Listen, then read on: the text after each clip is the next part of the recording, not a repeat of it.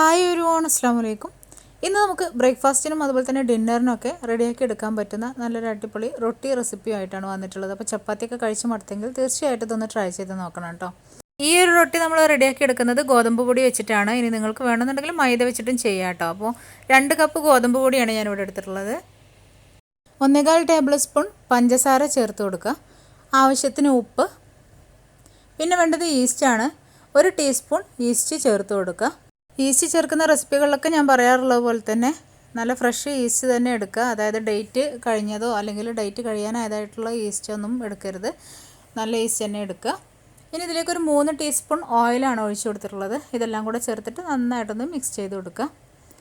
നമ്മൾ കൊണ്ടുവന്ന് വെച്ചിട്ട് ഈർപ്പം തട്ടിയിട്ടുള്ളതോ പഴക്കം വന്നിട്ടുള്ളതോ ഒക്കെ ആയിട്ടുള്ള ഈസ്റ്റ് ആണെന്നുണ്ടെങ്കിൽ അധികം നന്നാവില്ല കേട്ടോ, ഏതിലേക്ക് ചേർത്ത് കഴിഞ്ഞാലും നന്നാവില്ല.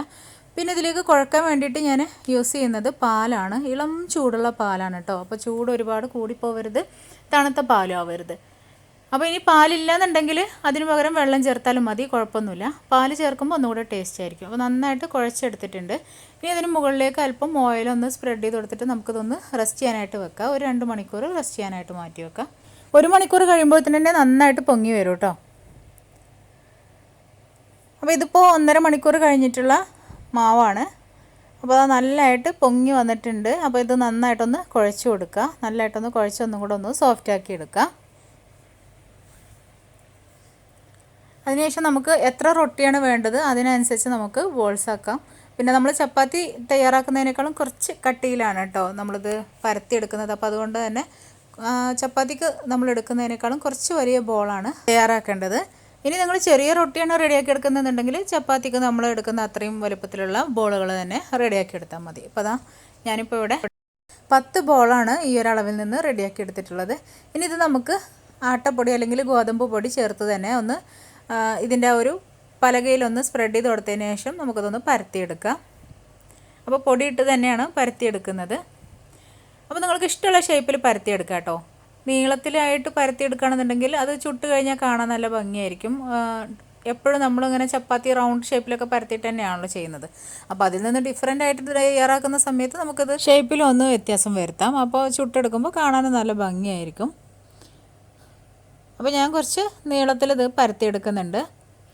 ഇനി നമുക്ക് നല്ല ചൂടായിട്ടുള്ള പാനിലേക്ക് ഇത് ഇട്ട് കൊടുക്കാം. അപ്പോൾ അതാ ഈ ഒരു ഷേപ്പിൽ പരത്തിയെടുത്തിട്ടുണ്ട്. അപ്പോൾ അതാ ചൂടായിട്ടുള്ള പാനിലേക്ക് ഇട്ട് കൊടുക്കുന്നുണ്ട്. ഇട്ട് കൊടുത്ത് 1 മിനിറ്റ് കഴിയുമ്പോഴത്തേനും ബബിൾസ് ഇങ്ങനെ വന്ന് തുടങ്ങും. അപ്പോൾ ആ സമയത്ത് നമുക്ക് തിരിച്ചിട്ട് കൊടുക്കാം. മീഡിയം ഫ്ലെയിമിൽ വേണം അത് ചുട്ടെടുക്കാൻ വേണ്ടിയിട്ട്. 2 മിനിറ്റ് കൊണ്ട് തന്നെ ബബിൾസ് വരും. ഹൈ ഫ്ലെയിമിൽ ഇട്ട് കഴിഞ്ഞാൽ പെട്ടെന്ന് തന്നെ കരിഞ്ഞു പോവും. ലോ ഫ്ലെയിമിലും ആക്കരുത്, അങ്ങനെ ആകുമ്പോൾ നമുക്ക് പൊങ്ങി കിട്ടില്ല.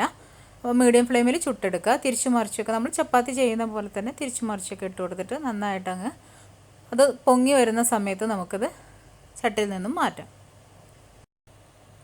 അപ്പോൾ ഇത് പൊങ്ങി തുടങ്ങിയിട്ടുണ്ട്. എല്ലാ ഭാഗവും ഒന്ന് പ്രസ് ചെയ്ത് കൊടുക്കുമ്പോൾ നന്നായിട്ട് അങ്ങ് പൊങ്ങി വരും.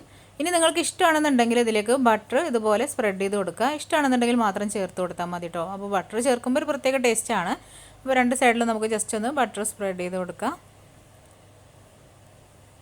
ഇത് നമുക്ക് മാറ്റാം. ഇനി അടുത്ത റൊട്ടി നമുക്ക് ചുട്ടെടുക്കാം. അപ്പോൾ ഒന്ന് ഞാനിവിടെ റൗണ്ട് ഷേപ്പിൽ തന്നെ പരത്തിയെടുത്തിട്ടുണ്ട്. കറക്റ്റ് റൗണ്ട് ഷേപ്പൊന്നും ആയിട്ടില്ല കേട്ടോ. അപ്പോൾ അത് നന്നായിട്ട് പൊങ്ങി വരുന്നുണ്ട്. തിരിച്ചു മറിച്ചൊക്കെ ഇട്ട് കൊടുക്കുക. നല്ല ടേസ്റ്റി ആയിട്ടുള്ളൊരു റൊട്ടിയാണ്. വെറുതെ കഴിക്കാൻ തന്നെ രസമാണിത്. ഇതിങ്ങനെ ചൂടോടുകൂടി വെറുതെ കഴിക്കാൻ നല്ല ടേസ്റ്റാണ് കേട്ടോ. അപ്പോൾ ചൂടോടുകൂടി തന്നെ കറിയുടെ കൂടെ ആണെങ്കിലും കഴിക്കാൻ വേണ്ടിയിട്ട് ശ്രദ്ധിക്കുക. അപ്പോഴാണ് അതിൻ്റെ ഒരു കറക്റ്റ് ടേസ്റ്റ് ആവുക. കാരണം ഒരുപാട് ടൈം വെച്ച് കഴിഞ്ഞാൽ അത് ഹാർഡായി പോകാൻ ചാൻസ് ഉണ്ട്. ഈ ഒരു സോഫ്റ്റ് നമുക്ക് കിട്ടിക്കൊള്ളണമെന്നില്ല. കാസറോളൊക്കെ ഇട്ട് വെക്കുകയാണെന്നുണ്ടെങ്കിൽ കുഴപ്പമില്ല. അപ്പോൾ നല്ലതായിട്ട് പൊങ്ങി വന്നിട്ടുണ്ട്. അപ്പോൾ നല്ല സൂപ്പർ സോഫ്റ്റ് ആയിട്ടുള്ള റൊട്ടി ഇവിടെ റെഡി ആയിട്ടുണ്ട്. അപ്പോൾ നമുക്കിതിങ്ങനെ കീറി നോക്കുമ്പോൾ അറിയാൻ പറ്റും, കണ്ടോ, അത് ലെയറായിട്ട് ഇങ്ങനെ കിടക്കുന്നുണ്ട്. അപ്പോൾ നല്ലതായിട്ട് പൊങ്ങി തന്നെ വന്നിട്ടുള്ള നല്ല അടിപൊളി റൊട്ടിയാണ്. അപ്പോൾ ഈ റൊട്ടിക്ക് ബെസ്റ്റ് കോമ്പിനേഷൻ എന്ന് പറയുന്നത് ചന ദാൽ കറിയാണ് കേട്ടോ. അപ്പോൾ അതാണ് ഞാനിവിടെ റെഡിയാക്കി എടുത്തിട്ടുള്ളത്. നല്ല അടിപൊളി കോമ്പിനേഷനാണ്. റൊട്ടിയിലേക്ക് മാത്രമല്ല ചപ്പാത്തിയിലേക്കും നല്ല അടിപൊളി കോമ്പിനേഷനാണ്. അപ്പോൾ ഇതൊരു പാകിസ്ഥാനി റെസിപ്പിയാണ് കേട്ടോ. അപ്പോൾ ഇതിൻ്റെ റെസിപ്പി ഇൻഷാല്ല ഞാൻ നാളെ അപ്ലോഡ് ചെയ്യാം. അപ്പോൾ ഈ ഒരു റൊട്ടി നിങ്ങൾ ട്രൈ ചെയ്ത് നോക്കാൻ മറക്കരുത്. വീണ്ടും നെക്സ്റ്റ് വീഡിയോയിൽ കാണാം ഇൻഷാല്ല. Thank you.